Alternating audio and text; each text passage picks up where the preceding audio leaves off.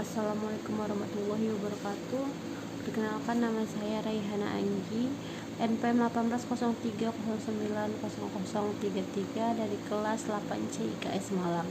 Di sini saya akan membacakan teori tentang teori Darwin, evolusi melalui seleksi alam. Fakta tentang evolusi. Pada periode modern awal, karena kolonisme dan pembangunan kerajaan, naturalis Eropa yang bekerja di kebun raya dan kebun binatang nasional menyelidiki beberapa spesies hewan dan tumbuhan yang belum pernah ada sebelumnya.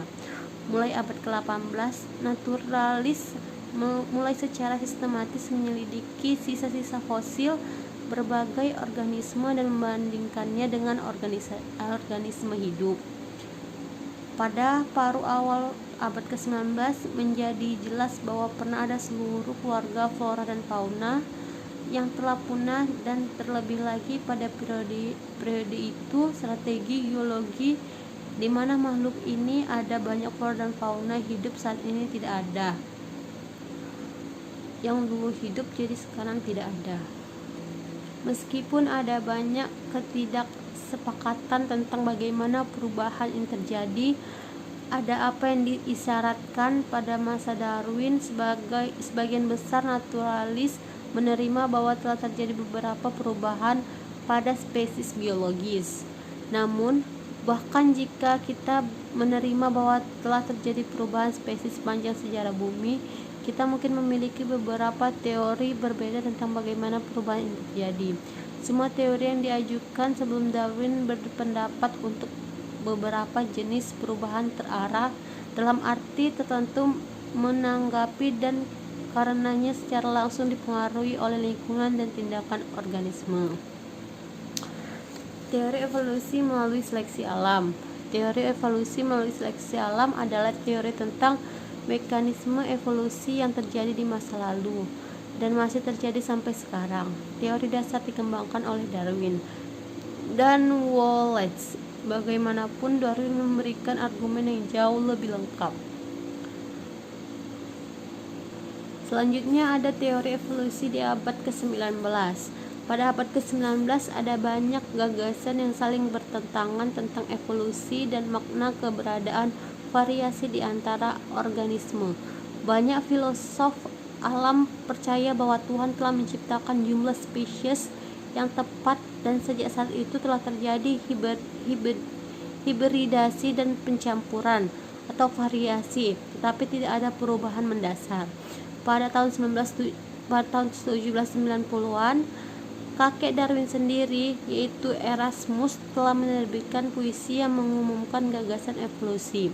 Pada tahun 1910-an, Jean-Baptiste Lamarck menguraikan teori evolusi yang komprehensif di mana hewan secara individu menjadi lebih kompleks dan beradaptasi lebih baik, dan kemudian merumuskan perubahan ini ke keturunannya, yaitu teori semacam yang dikenal sebagai Lamarckisme.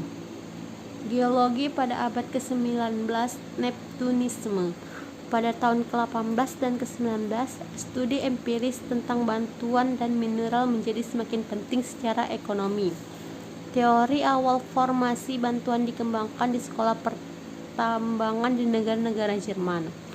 Abraham Werner 1749 sampai dengan 1817, seorang profesor di sekolah pertambangan di Freiburg, mengumumkan teori stratifikasi di mana ia mengklaim bahwa berbagai jenis batuan diletakkan dalam periode yang berbeda dari sejarah bumi dengan pengeringatan bertahap dari batuan permolit laut. Geologi abad ke-19, Plutonisme.